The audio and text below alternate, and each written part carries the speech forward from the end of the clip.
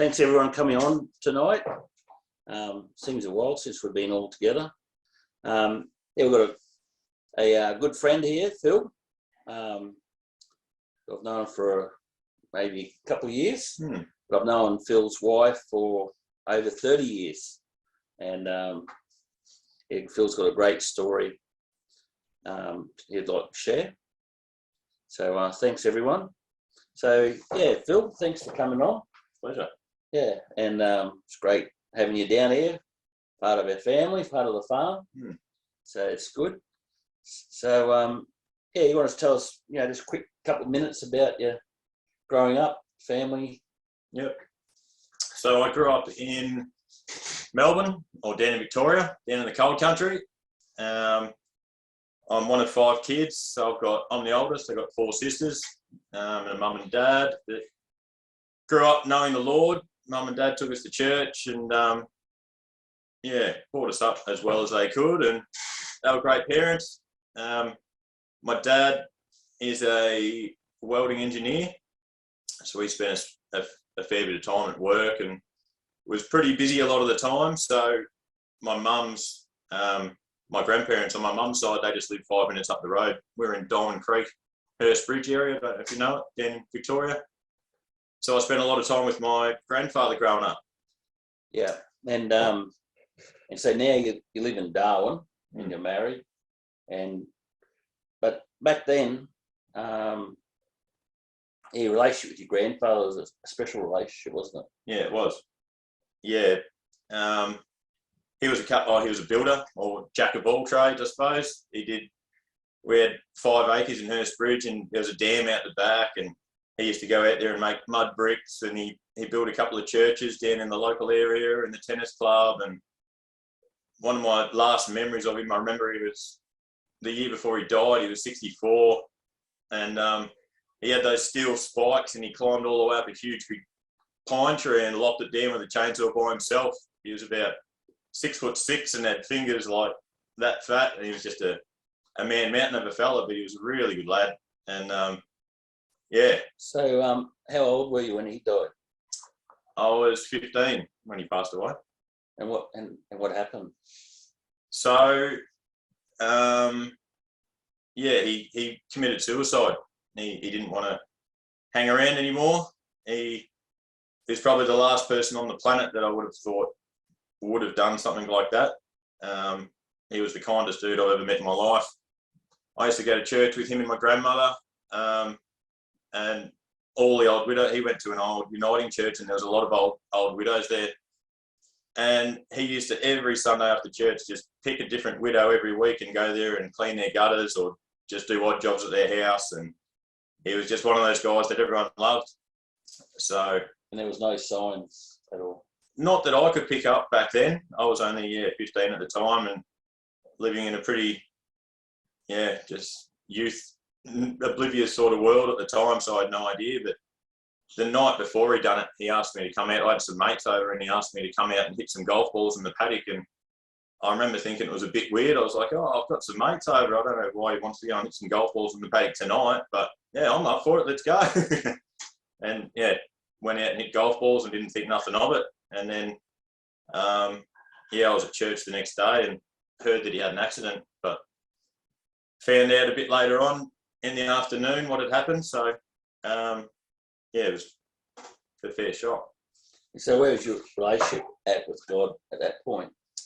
So I was going to church regularly every week with my parents and my grandparents. I'd been baptised the year before when I was 14, and I'd like to say I had a relationship with the Lord. I was just starting to, I played a lot of footy and a lot of tennis growing up, and fellas in the footy club and stuff were starting to drink already. And I remember that I was saying to a few of the boys, I was like, why do you want to drink, mate? Don't drink, that's stupid. And I still, was quite,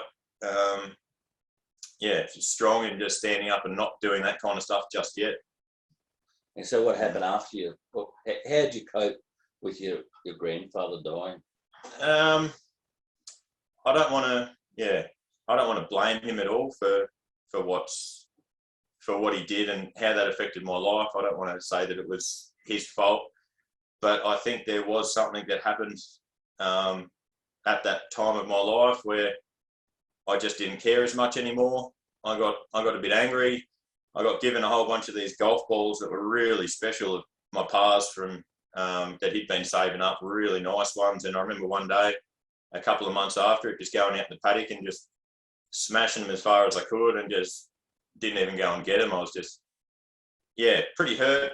I just didn't understand why he would have done it, and missed him a lot too, I suppose. So probably was the beginning of me starting to go down a different trend in life. And about that time too, there was another couple of fellas at the school I was going to that I started knocking around with a bit more, and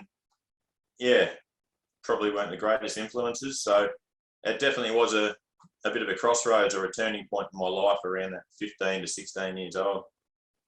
And so what did you do for the next, was it about 8 years or so, 10 years? Yeah, so when I turned 17, the last year that I was at school in year 11, I started running amok a fair bit and got asked to leave school at the end of it. And my parents said, well, you got to leave with an apprenticeship or something. You can't just not go to another school. Like, you have to have some sort of work lined up. So I teed up with my grandfather's best mate. He was a builder as well. And he lived next door to my grandfather as well. And so I went and saw him, and he gave me an apprenticeship straight away. And I was probably 6 months into my apprenticeship, and my dad got a job offer. He worked for a company called CIG, Sigweld, which was still is a decent company, but back then in Melbourne, it was one of the biggest sort of companies for welding engineering and stuff, and it was going through a real hard time. And he got asked from an opposition company, from Lincoln Electric, to go to Sydney and move the family up to Sydney.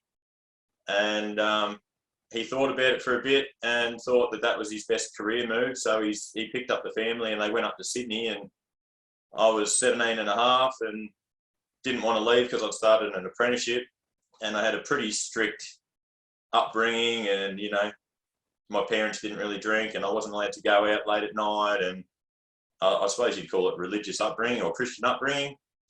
So I sort of got sheltered a fair bit. And then I moved into a house with a couple of fellas that I was playing footy with. And,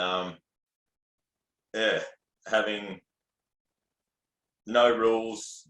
The parents of the house of my mates that I was staying with were great people, but worldly people and huge drinkers. And we could do whatever we wanted, however we wanted. We could smoke weed. We could drink every night of the week. We could bring girls back. We could do whatever we wanted. So from 17 and a half, being on this super strict side of the fence to just absolute freedom, it felt like to me. I just dove off head first into this other world. And how far down did you go? I got sucked down the vortex for a long time. By the time I was 17, I was taking hard drugs, and then started off 16, sort of started drinking a little bit, and then when I left, I was sort of started smoking a bit of weed, and then drinking pretty heavily, and then by 18, I was well and truly every weekend partying and getting into hard drugs, and I did that for the next 9 or 10 years, I suppose. Drank really heavily. I drank pretty much every night. It was pretty standard for me to have 6 beers a night just to go to sleep. That was just not even trying. That was just a normal work night. That was minimum. And then weekends was obviously a bit more. But what was the turning point? The turning point was when I was 27.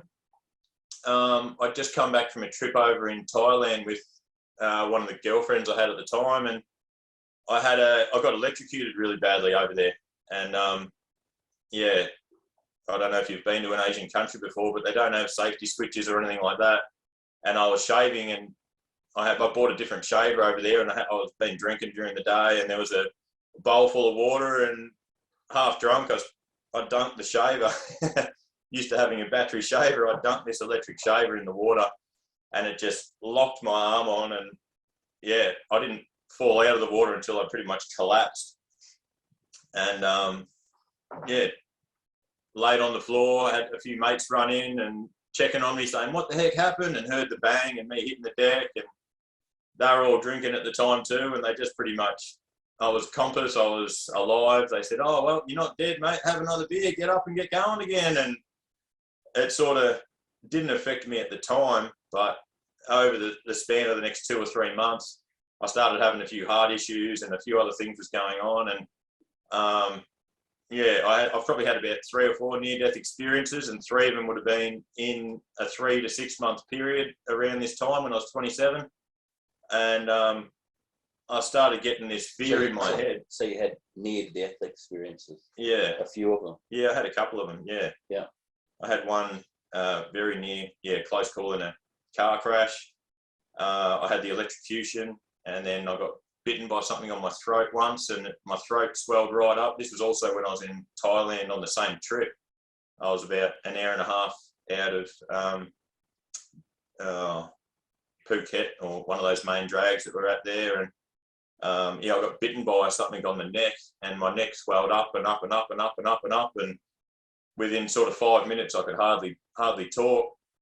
And I remember tapping my girlfriend on the shoulder at the time, and I said, "Something's going on with my throat. Something's happening in my throat. I don't know what's going on." And she could see the look in my eyes.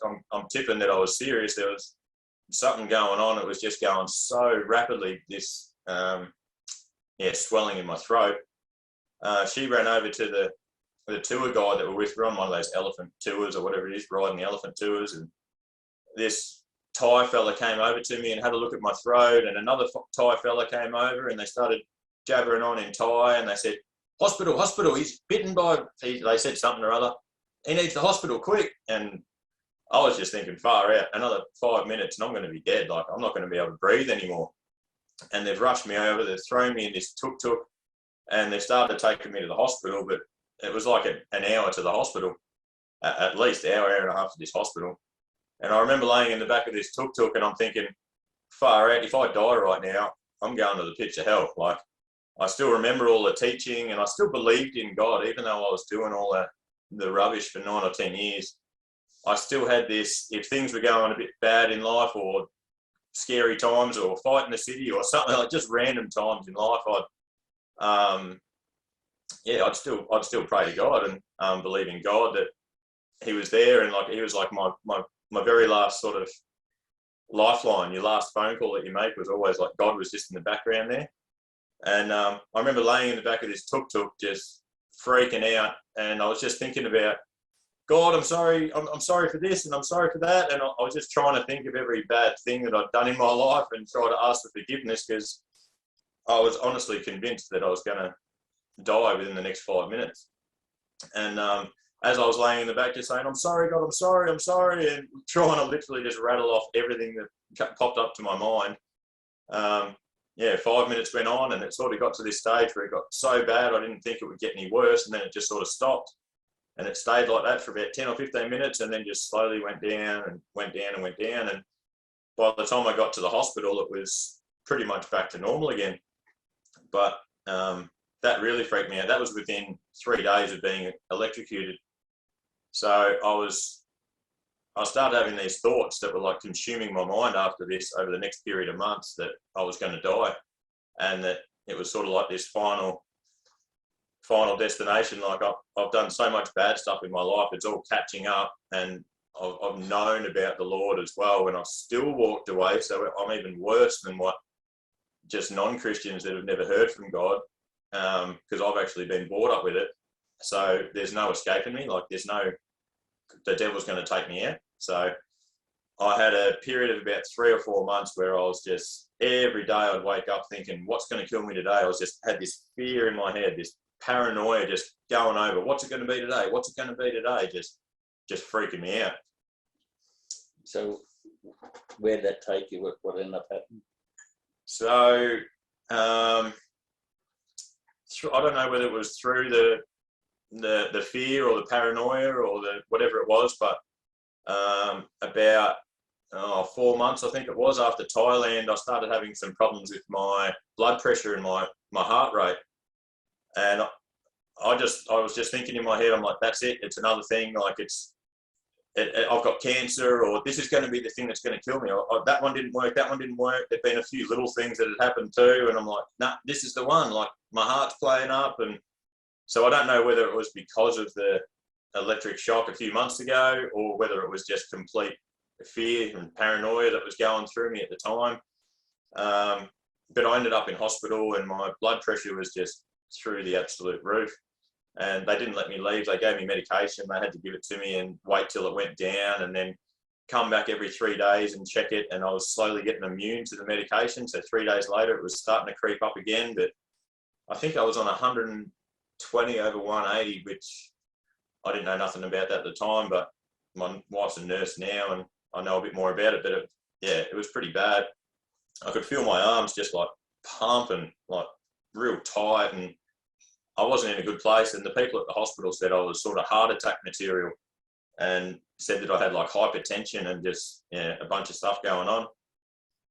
So I remember they said they want to do a bunch of tests and just work out, what it really was, whether it was, because I was convinced it was cancer or a heart disease or something like that. And it was just, I'm going to die. So, they took some bloods and they said, I'll come back in 3 days' time and we'll find out the results and see what's going on. So that was on the Tuesday, I think it was. On the Friday, I was driving back to the hospital to get these blood test results. And I remember just being in complete fear in the car. Like I almost didn't want to deal with the result of I'm going to die and it's going to be cancer or something. And my mum's always been a bit of a lifeline and a rock in my life too, and in pretty desperate times in life I've called her, and she's always been an encourager and calling me up and trying to get me to go back to church. And I blew her off for a lot of years, but she's always been there and been a rock in my life. So this was one of those desperate times and I called her up and I just said, Mum, I didn't really tell her that what's been happening over the last 6 months, but I just said, look, I've been going to the hospital and I think I'm going to die, Mum. I think they're going to give me some sort of result and it's going to be like a cancer or whatever it is. And I just think I'm going to die and I just don't know if I can deal with getting this result right now. And my mum said, look, the only thing I know to do right now, Phill, is to pray. And I said, Mum, this is serious. Like, I'm going to die. Like, what's prayer going to do? Like, can you give me something else? And she just said, Phill, you're the one who called me. I didn't call you. You're the one freaking out. She said, the only thing I know to do in situations like this is to pray to the Lord. And I said, all right, well, I've got nothing else, so let's pray. And she said, well, how about we say, God, if this comes back negative and there's nothing wrong with Phill, there's no heart disease or cancer or whatever. She said, if God answers that, she said, go to church on Sunday. And she said, if he doesn't answer that, then we're just going to have to deal with it day by day as it comes and just see what the results are. And I said, yeah, fine. I'll pray that. Like, if I can escape death again, which is what I felt like it was, which is what I was dealing with every day, I said, yeah, I'll go to church for one more day. I've been 1,000 times in my life before. What's one more day? So I went, hung up off Mum, went in, got the results. They said everything was fine. They didn't know what it was, but everything came back fine. The blood tests were fine. The heart was fine. There was no cancer cells, nothing like that. They gave me some more blood pressure medication and just said, come back in a couple of weeks and just try and relax. We think it's hypertension. We think you're just like really worked up. And I just thought, you little beauty, I've got away with it again. Like, I couldn't believe it. I thought, mate, how many lies have I got? So I went out that night and just, my only way to sort of let off steam, and I really liked drinking. Like, the drugs was sort of a part of it, but I really liked drinking. Drinking was my thing. Lots of people used to say I had a gift. I could sit there at the pub and have 24 beers and still drive home. Like, I really enjoyed drinking, and it was just one way of my brain switching off, because it felt like my mind just constantly always was just full of stuff going on. Like, it was always just, I could never actually think and have my own thoughts. It was always just lots of crap going through my head and voices, and it was just so muddled up the whole time. And with the fear and paranoia of dying and that all the time too, drinking was just the one thing that I could do to sort of clear my brain. So I went out on the Friday night and had a really big night. Went out on the Saturday night, had a really big night. And Sunday morning, I was that hungover. I I didn't go to church on Sunday like I promised Mum and God in the car when we spoke on the phone. And laid in bed, feeling pretty guilty, but I got a phone call from my mum about lunchtime, and she was probably pretty excited, thinking, "Oh, God would have touched me that day," and wanted to know what had happened. So she called me up and said, "How did it go? How was church?" And I said, "Oh, I didn't actually go, Mum. I'm really sorry. I couldn't make it." And she actually got pretty upset with me, which is very unlike my mum. But yeah, she got pretty upset and said, "Phil, I don't care if you lie to me, but you can't lie to God. And you made a promise in that car that if you were fine and your blood tests were fine, that you'd go to church on Sunday. So there's churches that do night churches on Sunday. There's one down at Lower Plenty down in Melbourne down there. I want you to be there 6 o'clock. Be there tonight." And I felt pretty sheepish, pretty guilty. And I said to my girlfriend, I said, "Look, do you want to come to church with me tonight and just ride this thing out with me? I just got to rock up for an hour and a half and then go." And she said, "I don't want nothing to do with church. You're on your own. You can go by yourself." So I went for a drive at about 5:45 down to the church, and pulled up there at about 6 o'clock. And I drove into the church car park of the church Mum told me about. And growing up in the same area, I knew of a bunch of those churches around, and I had been to that church back in the day and knew there was a night service there. And I pulled up into the car park, and there wasn't a car in the car park to be seen. And I thought, what the heck? Christians never miss church. I couldn't understand why no one was there, and I waited around for 10 minutes, 15 minutes or so, and walked up to the front door, and I couldn't see any sign saying it was church camp weekend or anything like that. And I sat there and just thought, I don't know what the heck's going on, but no one's here, but this is awesome. I've got out of this. I'm going home.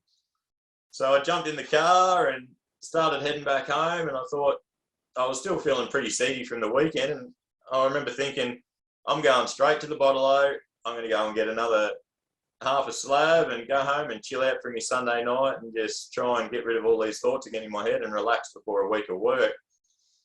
And as I was driving towards the bottle-o and back home, I knew of another church that was on the way home. And I knew they did night services. I'd been there before back in the day a few times. And it was actually the school that I went to. A lot of people from the school that I went to used to go to that church. So that was one of the ones I didn't want to go to, because I didn't want to see anyone that I knew. I just wanted to rock up, be a nobody, go in this church, and then run out the back door. But as I was getting closer to this church, I just had this thought in my head saying, Mum said go to church. You promised God you'd go to church. You know that's got a night service. Just pull into the car park here. And I remember thinking, looking back at it, I remember saying this out loud in the car. I was like, "Nah, not doing it. Like Mum said, go to that church. I've ticked all the boxes. I've got away with this. I'm going home, conscience free, like guilt free. I'm going." And I kept on getting closer and closer. I was about 400 meters away from the church, and then it come to my head again, like, drive in, go to the church. Just kept on popping in my head like these thoughts. I think a guilt as well. I know it was the Lord, but it just felt like guilt as well. Like, you said you'd go, pop into the church.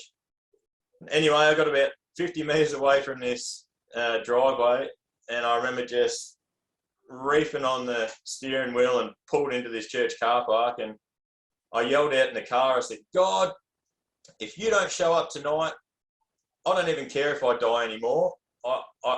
You either have to rock up, or I'm never going to one of these places again. I don't care if I die. Like, you just have to be real. Otherwise, there's no other way. There's nothing else."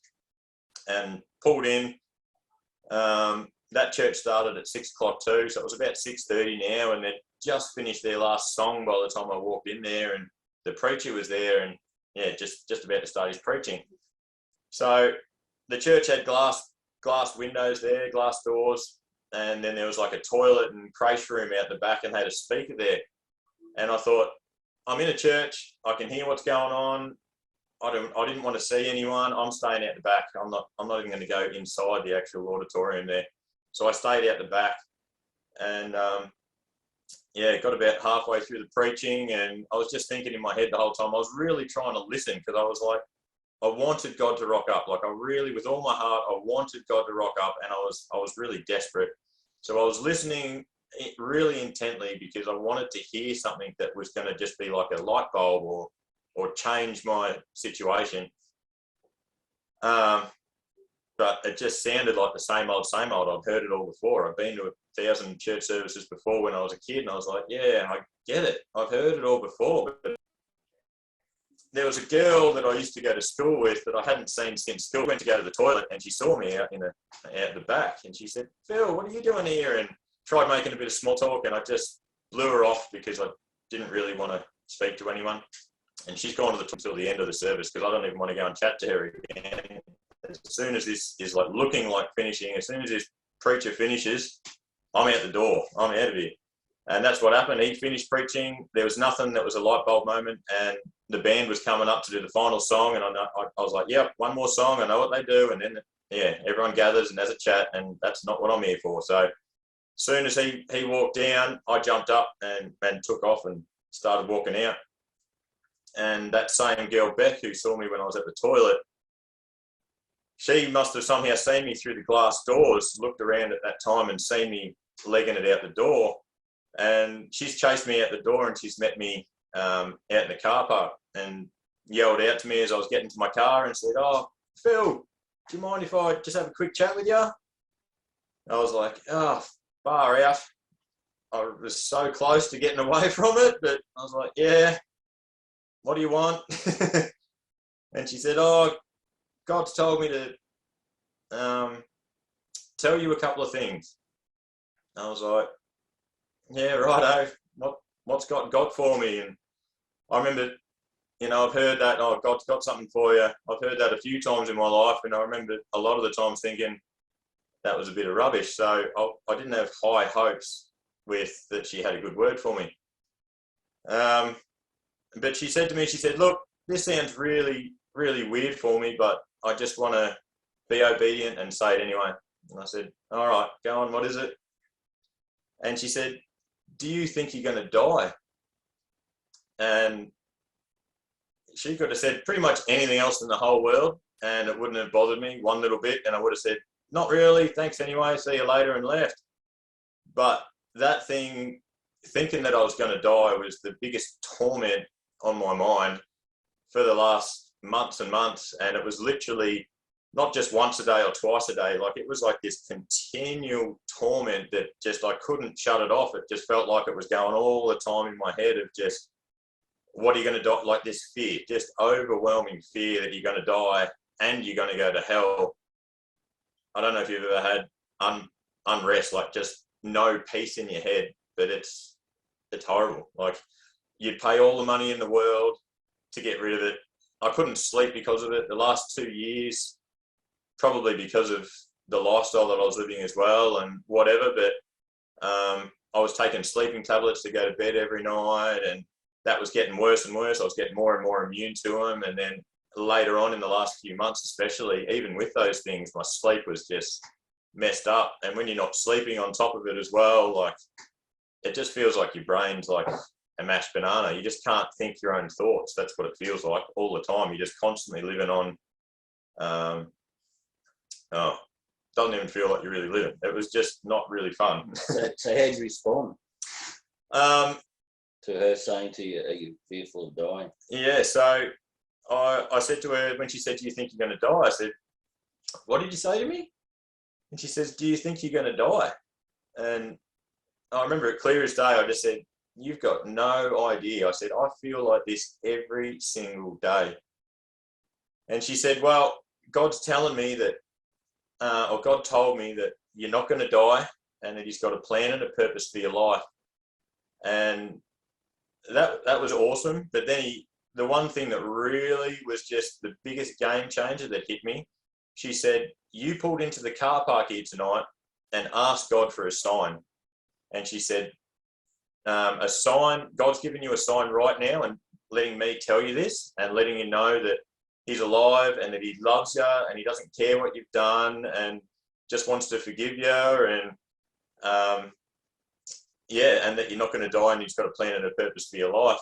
And when she told me that, I almost couldn't hold it together. She had no idea that I'd said that in the car. I told no one about it. Like, it was literally such a raw moment in the car where I yelled it out saying, God, show yourself to me tonight. And the words that she said was just so, like, the Holy Spirit just pierced my heart so intensely. And I just thought, far out, God, you're real. Like, you're actually real. I've heard about you 1,000 times. Sometimes it just seems like it's a good storybook, or you just go to church, do the right thing, but you're actually out there, and you actually, even after all I've done, you still love me. And she asked to pray for me. I said yes. I can't remember what the heck she said, because my brain was just, couldn't stop thinking about, God is actually real. Like, he is real and cares for me and loves me that much that he sent this chick out right at this time. And it was just crazy, the coincidence and how it all worked out. And I remember going back to my car when she left, and I just sat in my car, and I got to my car before church had even finished. And I remember I parked right up the back. By the time I'd left from crying, nearly the whole church had already gone. So I must have been in the car for a fair while, but I just sat in the car and just sobbed and sobbed and sobbed and sobbed and just talked to God like he was actually in. It felt like he was in the car with me. It felt like it was just, I don't know. It comes to me, that verse, like, once you've tasted and seen that the Lord is good. And that felt like just that time where I've tasted and seen that the Lord is good, and he was just so real, at such an important part of my life, where if I'd kept on going down those lines, I've got no doubt that I probably either would have topped myself or died of something or other, but life wasn't a good place for me. So how life, these next few years of your life, how was that with God? And yeah, so over the next couple of months, I was telling everyone about it everywhere I went. All my drinking mates, everyone down at the pub, I was telling them the story I've just pretty much shared now, and just like, God's real, boys, God's real. And I made a promise to God in the car that night that I'd never touch drugs again, and I'd never touch any sort of drug again. So I've never to this day touched anything, not even a sleeping tablet again. It's just been that was like a defining point in my life. I've never gone back to that. And drinking was the only thing, though, that was a bit of a struggle for me. But I didn't think drinking was bad. After doing all the stuff that I've been doing over my life, drinking was just as normal as going to the fridge and getting a water for me now. Like, that's it. It wasn't like I thought drinking was bad. Drugs, I was like, yeah, drugs are bad, but drinking's just drinking. So I still kept on. you end up in Darwin. Yeah. We're just going to run a bit of time. Oh, yeah. So you end up in Darwin. I did. On the streets. Ended up in Darwin on the streets. Preaching. So you're working and you used to go. Yeah. What sort of things you used to do on the streets in Darwin?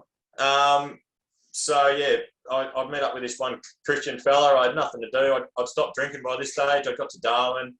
I didn't know what to do. And I spoke to this Christian fella and I said, what do you do if you don't drink on the weekend? Like, what's there to do? And he said, well, what would Jesus do if he was here on this weekend right now? What would he do? And I said, I don't know. He'd probably be down Mitchell Street, which is the main drag of Darwin in the city, at the bars and clubs and preaching to them. And he said, well, let's go and do that. And I said, he'd probably be feeding the homeless, feeding the poor. And he goes, well, let's go and do it. I was like, oh, I've got nothing else to do. Let's go and do it. So we went out. We spent, I don't know, $100 each. We went and got a bunch of kebabs and a bunch of waters, and just felt led by the Lord to whoever looked like needed it. We also wrote out these cards and just wrote 1 Corinthians 13 on it about what love is, like God is about love. And we put $20 in these cards, and whoever we felt like God highlighted to us, we went and handed out these cards and said, God loves you. And then to the homeless, we just gave them kebabs and waters, and ended up doing that for about 12 months every Saturday night in Darwin. And how did you meet your wife? So I met my wife, my mate that I was doing it with. He said to me, he goes, oh, I reckon you're going to meet your wife on the streets. And I was like, yeah, whatever. Anyway, I was walking down the street one night with a mate, and when I first got to Darwin, I went to this Christian rally, and I met my wife there. But we had a quick 2-minute conversation. Didn't really remember each other that well, and that was it. I'd totally forgotten about her. She'd remembered about me a little bit. But I was walking down the street one night on a Saturday night, and she was lined up out the front of a nightclub, trying to get into a nightclub, and I had a bag of kebabs and water in my hand, and I walked past her, and she said, "Hey Phil, how are you?" And I remember looking at her and just thinking, oh my gosh, I've got no idea where you're from. You could be from Melbourne or Sydney. I've got no idea. Absolutely no. Christian or not Christian. You're at the front of a nightclub, so I'm assuming non-Christian, but not trying to judge you. But you know my name, so that's pretty weird. So anyway, we had a very awkward 30-second chat out the front of a nightclub, and I remember walking off and said to my mate who I was with, about 100 metres down the street, we just laughed our head off, and he goes, "Who the heck was that, mate?" I said, "I got no idea."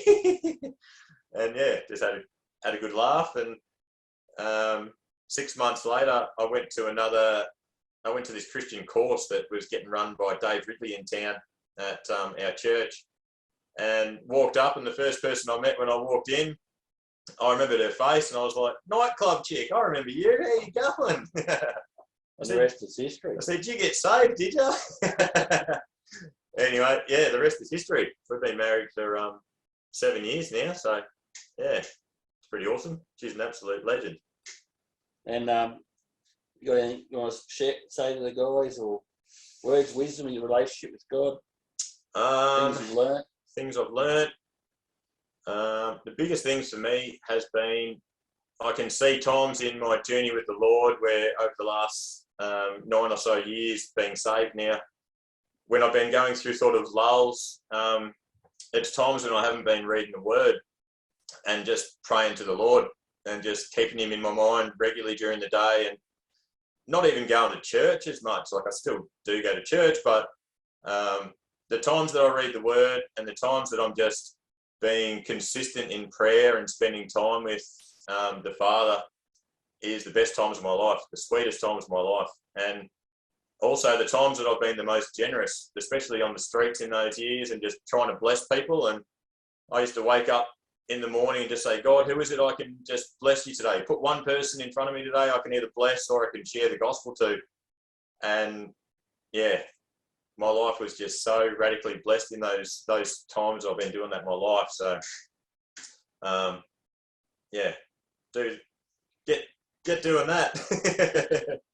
Yeah, good on you, Phil. Thanks, mate. Yeah, no worries. Great story, and there's so much more Phil could share. I'd love to hear some of the stories on the street one night. Yeah, there's a few good stories, but I'll just say something for 2 seconds.